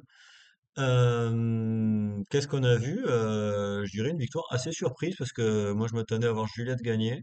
Juliette termine troisième place sur ce contre-la-montre et c'est Paola Blasi qui va gagner pour l'équipe UAE. Donc voilà, une coureuse qui a rejoint la World Tour en cours d'année et qui va gagner cette superbe course. On a une deuxième place pour Orska Zigart. Voilà, donc bon, bien évidemment, Paola Blasi va prendre tous les maillots, sauf celui de la meilleure Suisse, hein, puisque ben, elle n'était pas suisse. Maillot qui a été pris par Steffi, je crois, Steffi Aberdeen, un truc comme ça de chez AsiWorks. Vous me confirmez si j'ai le bon nom ou pas. Hier, les gars. Voilà. Donc voilà, donc du coup c'était un contre-la-montre, tout allait bien. Le lendemain, on a vu une étape qui était quasiment toute plate et puis qui avait une belle montée d'une dizaine de kilomètres qui montait jusqu'au milieu du col, donc c'est le col de la Croix de Cœur. Alors moi je suis allé jusqu'en haut et j'ai trouvé que la partie la plus dure c'était justement juste après l'arrivée, les 1 ou 2 kilomètres qui suivaient, donc dans le village de la Tsuma, puisque a priori les Suisses ne prononcent pas les Z finaux dans les mots, donc on dit la Tsuma. Euh, Savoyard. Ouais, Savoyard, peu importe, les Suisses, parce que c'était en Romandie. Et la fin de la montée était quand même sur une route plus étroite, donc c'était quand même plus sympa, moi j'ai trouvé à monter. Alors bon, bien évidemment, installer un podium et une ligne d'arrivée là-haut n'est pas forcément possible pour le Tour de Romandie. Donc voilà, moi ils ont fait un mi-col et ça montait quand même suffisamment pour faire un très bel écrémage. Donc moi j'étais à 1 kilomètre de l'arrivée à peu près. Il y avait une échappée, je crois, ou non, juste une course toute seule, Claire Stills, qui avait fait un petit peu bah, la course toute seule. Elle s'est dit, tiens, tant qu'à faire, autant s'amuser. Et puis bah, après, c'est arrivé dans le col, et puis bah, ça a commencé à casser un petit peu par l'arrière. Donc très rapidement, j'ai regardé les infos. Après 1 ou 2 kilomètres de montée, bah, j'étais une quinzaine dans le peloton. Et puis, bah, au fur et à mesure de la montée, il y avait des coureuses qui perdaient pied. Ça s'est retrouvé à 5 avec, enfin, un peu plus que 5, hein, mais bon, le temps qu'elles partent par l'arrière, voilà, il y avait 5 qui sont restés. Donc, avec notamment Mireia Benito qui accompagnait bien Oscar Zigart. On avait Elie Chabet, Yara Castellain. Paola Blasi a bien tenu. Il me semble qu'elle était un petit peu après. Elle a été ouais, la première à lâcher parmi celles-là. Je crois qu'elle a lâché après Juliette d'ailleurs. C'est possible. Et puis bah, après. Vas-y, j'ai pas entendu ce que tu as dit. C'est Mireia Benito qui a fait le tempo sur toute une grande partie de la montée et qui a fait exploser tout le monde derrière. C'est ça exactement. Ouais, Mireia qui a fait un très très gros boulot pour sa leader Urska Zigart. Yara Castellain a quand même assez, comme il disait sur le podium ce matin, elle a fait le yo-yo un petit peu entre les deux de devant, donc Oscar Zigart et Elisabeth. Donc elle commençait à perdre pied, elle revenait, elle reperdait un petit peu, elle revenait. D'ailleurs, le mec de la voiture ouvreuse, quand il passe devant nous, il indiquait qu'elles étaient que deux en tête, et j'ai dû lui indiquer que justement Yara Castellain était revenu, donc pour qu'il puisse annoncer à ceux d'après qu'elle était revenue. Bon, d'ici à ce qu'elles arrivent, elle avait recassé et voilà, elles s'étaient retrouvées à deux, donc bah, les deux qui vont se jouer la victoire. Yarakaselai n'était pas loin devant moi, donc bon, là, c'est Elie Chabet et Oscar Zigart qui passent les deux et qui vont se jouer la victoire au sprint. Bah, Elise Chabet a pu lancer d'un petit peu loin et puis bah, voilà, Oscar n'a pas réussi à suivre au moment du sprint et donc c'est Elise Chabet qui va chercher la victoire. Donc une victoire bah, quasiment à domicile pour elle sur une très belle étape. Urska Zigard va pouvoir se contenter du maillot jaune avec 9 secondes d'avance. Au final, c'est l'écart qu'il y avait hier soir entre Elie Chabet et Urska Zigard. Et donc aujourd'hui, dernière étape donc qui était une double boucle. Enfin ouais, il y avait plusieurs boucles avec départ d'Aigle, arrivée à Aigle et quelques belles petites montées. On a eu une échappée qui s'est faite avec 13 coureuses, avec notamment la française Morgane Coston. On avait aussi Albert Greve dans l'échappée, Margot Van Partenbeke, Ruby Roseman Gannon. Après, j'ai plus tous les noms. Nina Beusman pour la FDJ, pour essayer d'assurer un petit peu. L'échappée qui a été reprise ouais, avant la dernière difficulté. Ouais, juste au pied de la dernière difficulté. Alors bon, reprise par le peloton qui n'était plus trop un peloton parce qu'elle n'était plus beaucoup. Et puis bah, après, le tempo dans la dernière montée a quand même augmenté. Ça a attaqué un petit peu de partout. Et puis j'ai fait la montée moi-même avant, donc je sais que ça a grimpé difficilement. C'était des pentes à 10, voire à plus de pourcentage. Et puis donc moi j'étais tout en haut. Et tout en haut, il y avait un duo qui arrivait avec Elie Chabet et Paola Blasi. Donc maillot bleu et maillot blanc hein, pour bien les reconnaître. Quelques secondes plus loin, il y avait un petit groupe avec notamment Juliette Labousse qui avait voilà, pris quelques secondes sur la fin de la montée. Après, il y a eu la descente. Alors moi, je continuais d'encourager, donc j'ai pas trop suivi. Mais apparemment, Blanca Vache, parce qu'il faut prononcer comme ça, a fait la descente et a pu revenir. J'ai entendu dire aussi que Urska Zigart a raté un virage. Après j'ai pris la descente, donc j'ai vu que certains virages pouvaient être dangereux. Donc elle aurait raté un virage et parti sur le côté. Euh, et derrière, on avait aussi bah, justement Juliette qui cassait un petit peu les relais pour que ça ne revienne pas. Et donc au final, c'est un trio qui va aller se jouer la victoire avec Blanca Vache qui va prendre la victoire devant Paola Blasi et Elie Chabet. Donc bah, voilà, les trois premières de la dernière étape sont les trois vainqueurs d'étape sur ce Tour de Romandie. Et bah, justement, Elie Chabet va pouvoir prendre le maillot jaune avec au final un total de 7 secondes d'avance sur Urska Zigart. Donc voilà, bah, la Suissesse qui va à domicile bah, faire un superbe résultat. Voilà, après son beau Tour de France, c'est la cerise sur le gâteau pour, alors j'allais dire notre Élise nationale, mais je ne suis plus en Romandie, donc je ne peux plus le dire. Mais voilà, Élise nationale de ce Tour de Romandie. Ok, merci Chloé. À noter quand même que sur ce Tour de Romandie, nous devions avoir, et nous n'avons pas pu avoir, grâce à la décision de l'UCI, nous devions avoir le retour de Fem van Empel, qui avait décidé au mois de mars. Par contre, attends. Tu t'emballes un peu, elle était pas prévue au départ, hein. Elle était sur la Ça a été évoqué qu'il pouvait revenir, Ouais, mais mais après, elle était pas sur la start list au départ. À la base, la Visma devait partir à 5. Ils ont rajouté justement Eva Van Aert qui s'est rajoutée à la dernière minute, hein, qui a fait un très bon choix de venir en Romandie. Mais non, Fem Van Empel n'était pas prévu au départ. elle était sur la start list provisionnelle. Ouais, Si, mais, mais ça au allait final, start. elle ne devait pas forcément y être, mais c'était surtout pour faire le lien, puisqu'elle avait mis sa carrière entre parenthèses au mois de mars en évoquant des problématiques liées au mental. Donc, on est avec notre invité un petit peu plus tôt, Lise Ménage, et voilà, c'était aussi pour faire ce lien-là. Ouais, il y a effectivement de nombreuses coureuses qui sont touché dans ce genre de soucis. Et donc, Femme Van Empel n'est pas encore revenue sur route. Est-ce qu'elle va revenir sur route? Ça, c'est une autre question. Ou est-ce qu'elle reviendra principalement sur le cyclocross? Où je pense qu'elle peut se faire plus plaisir.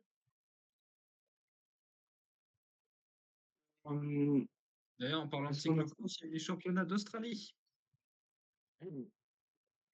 Vas-y, Voilà, continue. c'est la reprise des championnats de cyclocross. Je connais pas du tout les coureurs qui ont gagné, par contre. Mais donc chez les élites, c'est Peta Mullens qui est championne d'Australie, passée par Roxholt, par Hagens Bermans, visiblement, par Wiggle Al5 aussi. Championne d'Australie sur route en 2015. Et Ouais. chez les espoirs femmes, c'est Ruby Taylor qui s'est imposée, qui est chez Bridge Lane cette année et qui a notamment terminé 4e des championnats d'Australie junior sur route en janvier. Et il y a eu le premier cross de la saison hors championnat, a priori, à Ballarat, qui a été remporté par la nouvelle championne, Peta Mullens.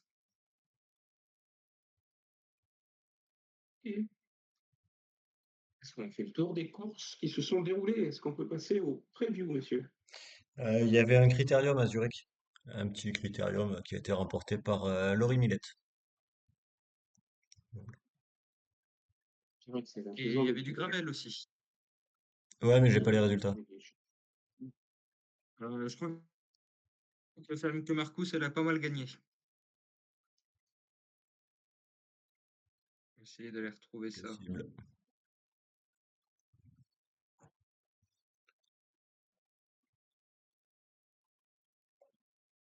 Je vais chercher. Je vais chercher.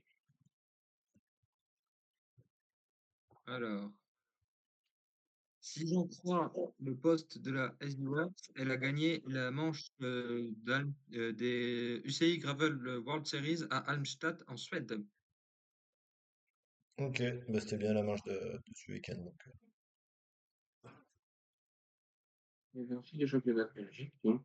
Il me semblait avoir vu quelque chose de la Castric qui remettait son titre en jeu. Et c'est Marthe Troyan qui a gagné. Ouais, Il me semble. j'aurais dit Steré Vervloet, mais elle a peut-être pris le titre en U23. Les espoirs, il me semble. Ouais, c'est ça. Mais oui, chez les élites, c'est Marthe Troyan, il me semble. Ok. Ok.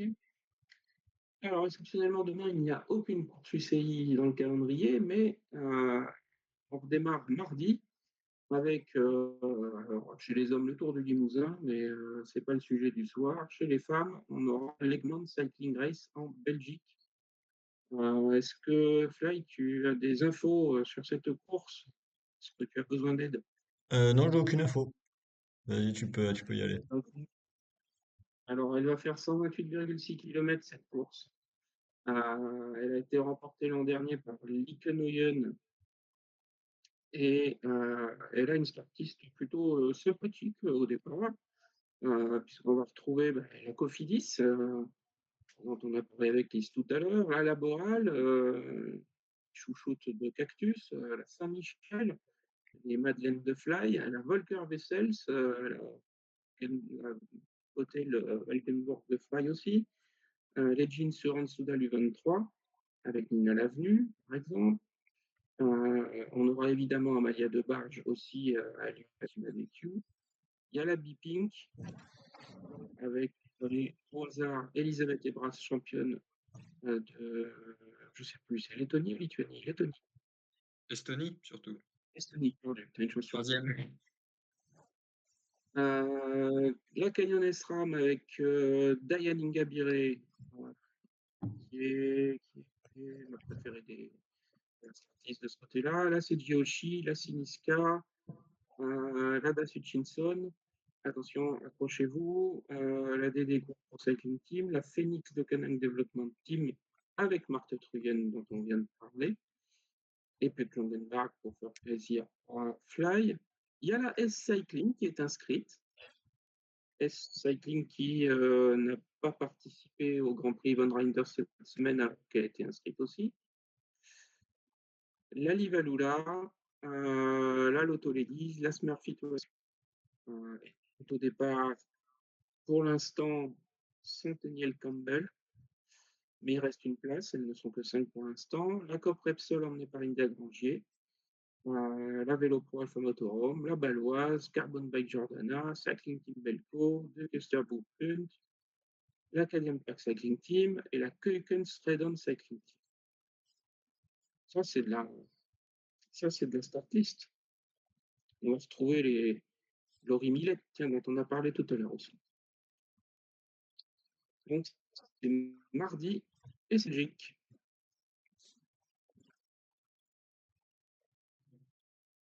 Bah, Fly, je vais te redonner la main du coup, parce que tu vas quand même nous parler du Grand Prix Lucien Vendée.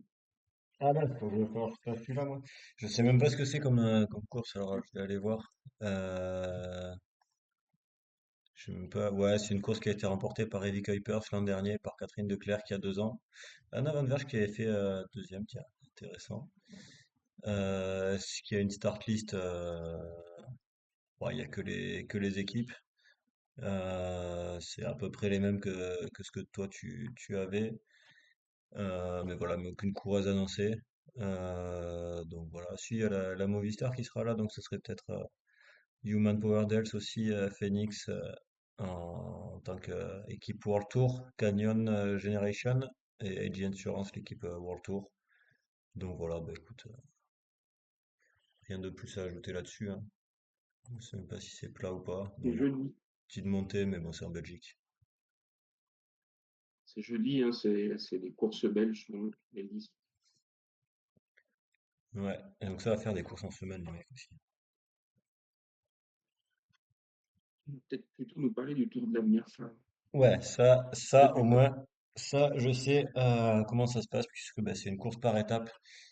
La seule course U23 hors championnat nationaux, donc la seule course par étape aussi U23 de l'année et qui se déroule en France, hein, bien évidemment, chez nous à la maison.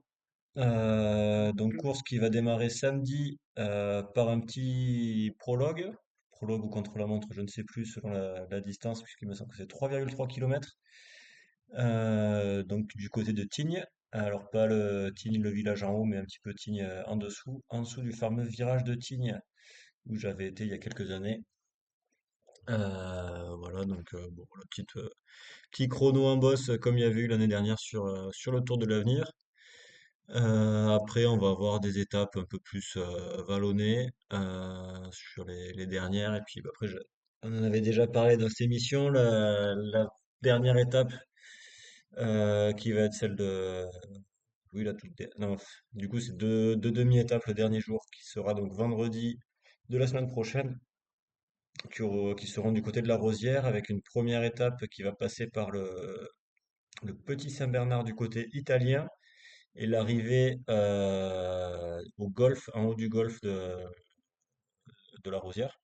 Donc avec ouais, une belle descente depuis le Saint-Bernard, et puis un petit final casse-pattes pour bien faire l'écrémage final.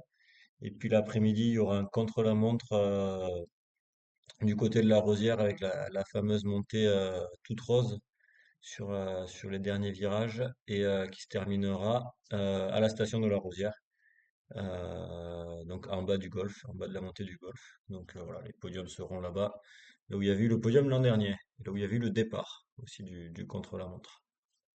Voilà à peu près pour le parcours. Donc bah, ce sera ouais, les 2 dernières étapes, je pense qu'ils vont vraiment faire la grosse différence avec d'abord le chrono qui va indiquer qui sont les coureuses à battre, puisque ce seront les meilleures grimpeuses.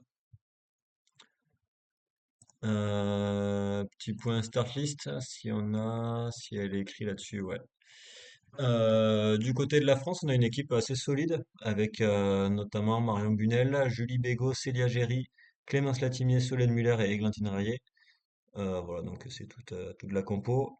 Moi, je trouve que le Canada avait une équipe sympa aussi, avec les deux sœurs Holmgren, Chiara Lelic qui revient du Tour de France. Bon, Alex Volstad qui fera peut-être pas grand-chose dans les montées, mais voilà, qui pourra faire peut-être un bon résultat sur un sprint sur les autres étapes. À voir, pourquoi pas une petite victoire d'étape. Du côté des Pays-Bas, il y a une équipe qui est assez intéressante aussi avec Nienke Vinke qui vient juste de gagner le maillot blanc sur le Tour de France, qui sera aligné aux côtés notamment de Maud Houdeman, de Lisa Van Belle, Scarlett Souren aussi pour les sprints. Voilà, qu'est-ce qu'on a d'autre comme équipe sympa? Paola Blasi du côté de l'Espagne, qui pourrait être une bonne candidate. Du côté de l'Italie, pas vous parler de l'absence d'Eleonora Labella. Euh, la Belgique viendra avec Loré de Schreper qui avait gagné le chrono inaugural l'an dernier. Fleur Morse aussi pour l'accompagner. Du côté des USA, Catherine Sarkisov que j'aime bien, hein, mais je ne sais pas si elle pourra faire un bon résultat. L'Australie viendra aussi avec une équipe sympathique, avec notamment Felicity Wilson à Den de la Lidl Trek. Donc quand même 4 coureuses de la Lidl Trek, de ce que je vois. Et on va avoir, c'est peut-être l'équipe la plus représentée au départ. Et puis bon, bien évidemment, faut que je vous évoque le Dossard 106 d'Elisa Winter pour l'équipe mixte Australie-Luxembourg. Voilà, est-ce que vous aviez des chouchoutes à ajouter? Autriche, pas Australie, hein. Oui, Autriche-Luxembourg, oui. Mais c'est Austria, oui, ça se ressemble trop. Voilà. Non, moi j'avais juste une question. Fleur Morse, c'est une reprise, oui, c'est ça? Euh... Ouais, il me semble qu'elle avait été, elle avait fait des courses en début juin, mais je crois qu'elle avait été malade après, un truc comme ça. Elle était tombée. Ouais, ou possible, ouais. Donc ouais, effectivement, ça serait petite deuxième Donc, reprise de la saison. voilà, deuxième reprise.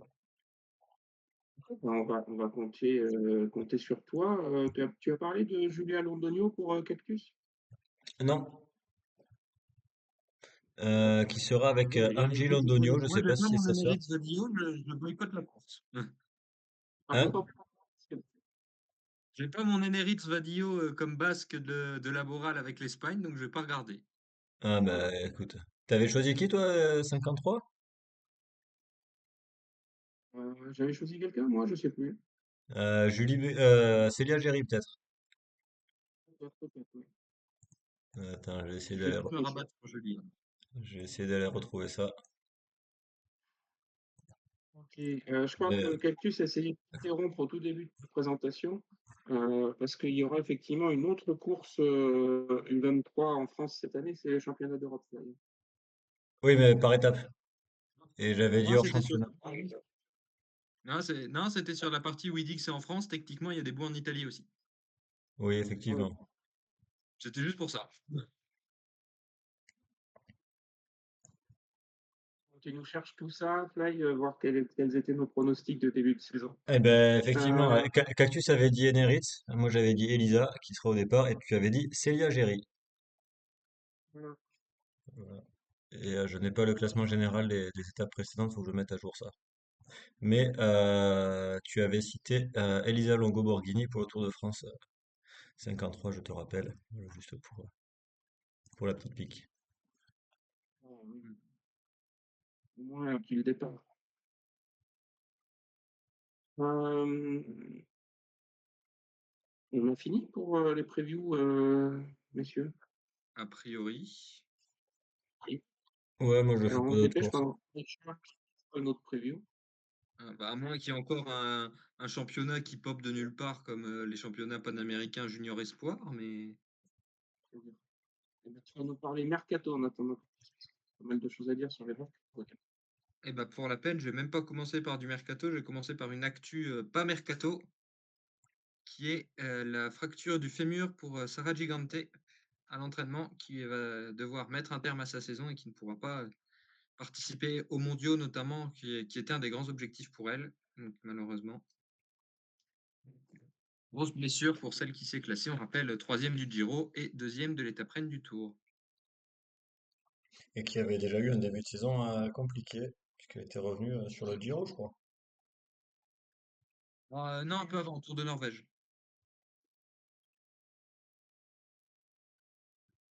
Mais effectivement, c'est ce qu'elle mettait dans le post Instagram.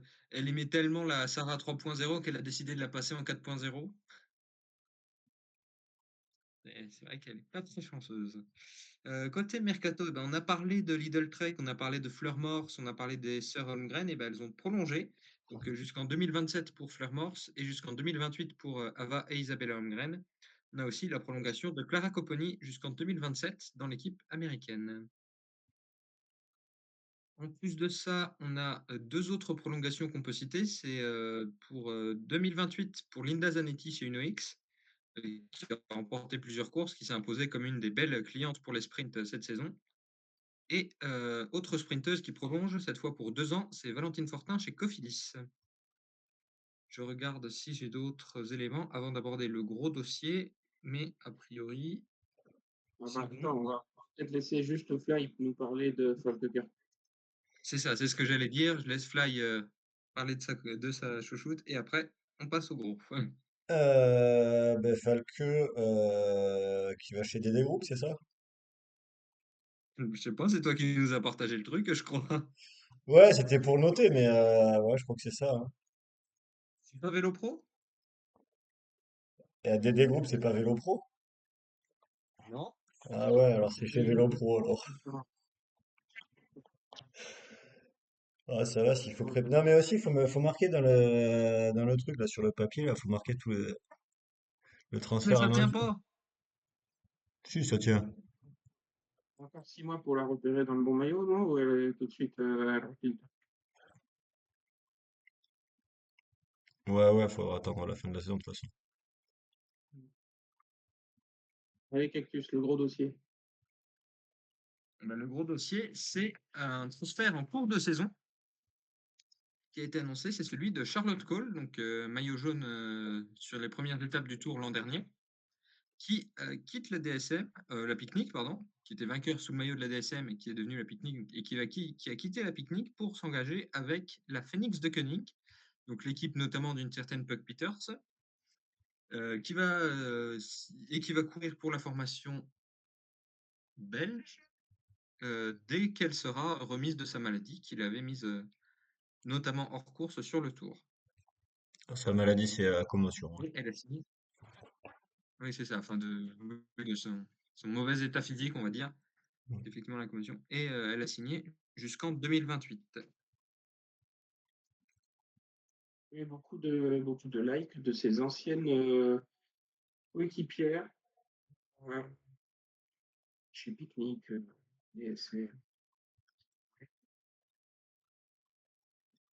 Oui, enfin, je sais que c'est une de tes équipes favorites, mais il y a quand même beaucoup d'échos assez moyennas sur la Picnic ces derniers temps. Ouais, Je pense. ouais, bah après là, c'est moi ce qui me choque un petit peu là-dessus sur ce dossier Charlotte Cole, c'est que sa blessure, c'est une commotion qu'elle a eue sur le Baloise Ladies Tour, et c'est surtout qu'elle a couru le Tour de France après. Alors, je sais que c'est la plus grande course de l'année. Ça peut être un objectif et voilà une course très importante pour l'équipe. Mais la santé des coureuses doit quand même passer avant. Et je ne sais pas si le transfert est lié à ça, que l'équipe l'aurait vraiment forcé à prendre le départ. Mais voilà, c'est peut-être lié à ça. Mais voilà, moi je dirais toujours que la santé d'une coureuse doit passer Parler avant. parce que on n'a pas parlé parce on a décidé de ne pas évoquer les rumeurs, mais il y avait eu il y a quelques semaines déjà des rumeurs comme quoi elle casserait son contrat parce qu'elle était sous contrat jusqu'en 2026. Comme quoi elle casserait son contrat pour changer d'équipe, mais ce serait pas étonnant que le fait de l'aligner sur le Tour de France, ce soit l'élément qui ait décidé que ce soit à effet immédiat, par exemple, et que ce soit un transfert en cours de saison. On sait que l'équipe a la réputation d'être assez stricte. C'est notamment le cas du côté des hommes où ça a été expliqué pour beaucoup de ruptures de contrat qui étaient qu'il y avait plus d'accord, on va dire, entre les méthodes de l'équipe et ce que voulait le coureur surtout. Et Hmm. mais on ne sait pas après parce que pour une Juliette Labousse, par exemple, ça n'a pas eu l'air de trop poser problème. Je pense que ça dépend aussi beaucoup de chacun et de chacune. Après, oui, c'est ça. Et bah après, pour revenir sur l'équipe et les commotions, Faut rappeler qu'Esme Peppercamp avait eu aussi une commotion l'année dernière sur Burgos, qui n'avait pas forcément été super bien géré par l'équipe. Donc voilà, je sais pas après. Bah, si forcément, je pense que Charlotte et Esme ont peut-être discuté là-dessus de comment c'est géré par l'équipe et ça a peut-être poussé bah, Charlotte à se dire bah, dans l'équipe de toute façon ils feront pas ce qu'il faut, donc je préfère aller dans une équipe qui prendra soin de moi plutôt que de rester là. Après, je sais aussi que oui, DSM, ils sont, enfin, ils préfèrent, ouais, ils sont, je crois qu'ils sont toujours OK pour couper des contrats en cours de saison. Ça avait été le cas avec Lorena Vibes aussi il y a quelques saisons maintenant. Mais voilà, qui disent Bon, qu'ils, la Libye, c'était en fin de saison. Enfin, je veux dire, c'était pas au mois d'août. Elle avait un contrat, elle en est libérée, mais elle finit quand même la saison. ouais, mais oui, oui, mais elle avait le contrat pour une saison supplémentaire. Oui, mais je veux dire, enfin voilà, là, oui, Ouais, là, effectivement, là, oui, ce oui, qui peut surprendre, c'est le caractère c'est immédiat. effet immédiat, ouais. Ouais, ouais, bah après, de toute façon, si l'équipe aussi en face, la Phoenix, était d'accord pour prendre avec effet immédiat, bah oui, autant le faire de suite. Et puis que voilà, Charlotte n'ait plus d'obligation avec la pique-nique ou la DSM, comme vous, je sais pas comment vous l'appelez. Elle était sur une saison quand même moins prolifique cette année par rapport à l'an dernier aussi. Ça joue peut-être partie aussi. Ouais, après, Lorena Vibes aussi, non? Elle fait pas un terme de victoire. Ouais, Donc elle après, en ouais, gagne quand même plus. après on va dire que voilà, pour une sprinteuse, oui, c'est comme tout, selon le résultat que tu fais, bon, ça peut se voir très rapidement, quoi. Ok. Est-ce qu'il y a d'autres informations? On est sur les téléspectateurs. Pas noté. Après, on pourra voir pour la suite, mais on peut se poser la question aussi j'allais dire, qu'est-ce qui reste chez Picnic comme leader? Parce que là, on a perdu celle qui pouvait être les deux têtes d'affiche, entre guillemets, Juliette Labousse puis Charlotte Cole. Là, on a des belles promesses chez les jeunes, mais on n'a pas encore de grosses têtes d'affiche. Donc, euh, j'attends de voir qu'est-ce que ça a donné, notamment au niveau du mercato. Mais c'est vrai que, à part Pfeiffer Georgie, quand même, qui a notamment fait podium d'un Paris-Roubaix, etc., ça semble se dégarnir au niveau des têtes d'affiche. Même si on a une équipe qui est assez dense à l'échelon inférieur, si on peut dire. Ouais, après il y avait oui le recrutement de Marta Cavalli qui est peut-être je pense que l'équipe espérait peut-être pouvoir ben, refaire gagner l'Amstel ou des résultats comme ça avec Martha. Bon, c'est un peu plus Le problème, c'est compliqué, que mais c'est Martha, vrai que ouais, c'était un pari, et c'était un pari qui malheureusement était assez, ouais. assez compliqué. Mais après ouais Après, non il reste encore du temps. après c'est vrai que la pique-nique aussi joue beaucoup sur les jeunes et la formation. Donc ouais, je pense qu'il y aura des coureuses ben, des juniors qui vont rejoindre l'équipe et qui des coureuses prometteuses qui vont rejoindre, hein.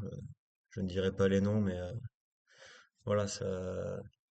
Ouais, c'est aussi bah, ce qui fait l'équipe, quoi. C'est, bah, elle forme les jeunes et une fois que les coureuses sont suffisamment fortes, bah, elles vont ailleurs.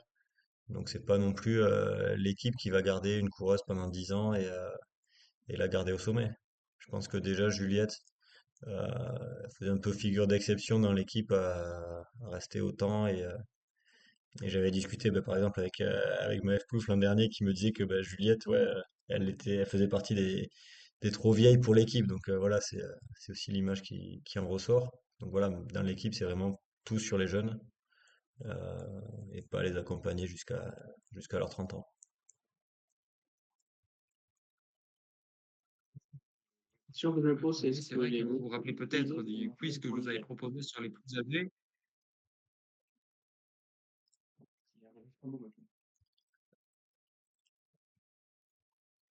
Voilà. En plus, avec le décalage, je me suis arrêté, évidemment. Non, effectivement, si vous vous rappelez du quiz que je vous avais proposé sur les plus âgés dans les équipes, la Picnic, c'était une des plus basses, et avec Rakele Barbieri qui a 28 ou 29 ans, je sais plus. Je sais que la deuxième, c'est Esme qui a 28. Attends, quoique, elle a fêté son anniversaire d'ailleurs. développer, moi, toujours pour dire simplement que ce que je vois, c'est que certes, c'est une équipe jeune, et je me pose beaucoup de questions sur les méthodes utilisées pour former les jeunes, justement. Bon, ça rejoint encore une fois la discussion qu'on a eue avec Lise en début, entre autres, mais les méthodes semblent assez strictes et ah, Et j'ai vraiment l'impression que ça s'est pas sur sa cage. oui, c'est ça, quelque chose. Et bah, justement, on peut voir, d'ailleurs on l'a rapidement évoqué avec Lise, mais Églantine Rayet qui disait avoir eu aussi beaucoup de problèmes de confiance, de choses comme ça. Elle a commencé par 2 ans, chez DSM à l'époque en sortie des juniors et possiblement que ça a pas marché pour elle, par exemple. On peut imaginer qu'il y ait quelque chose de cet ordre-là. Tout à fait. Bon, bah, écoutez, on va conclure numéro, ce numéro 70 du Chouchou Cycling Club. Pouvoir remercier à nouveau Lise Ménage de sa disponibilité et de sa franchise dans tout ce qu'elle a pu nous raconter et la manière dont elle a pu répondre à nos questions. Euh, Moi, je vous remercie tous les deux pour ce numéro. Je vous souhaite bonne chance parce que le prochain numéro, normalement, je ne serai pas là. Vous serez tous les deux. Et puis, vive le Chouchou Cycling Club. Rendez-vous pour l'épisode 71. Je vous écouterai en replay. Ça marche. Ouais. Allez, merci. Bonne soirée à tous. Salut! Bonne soirée. Ciao. Salut.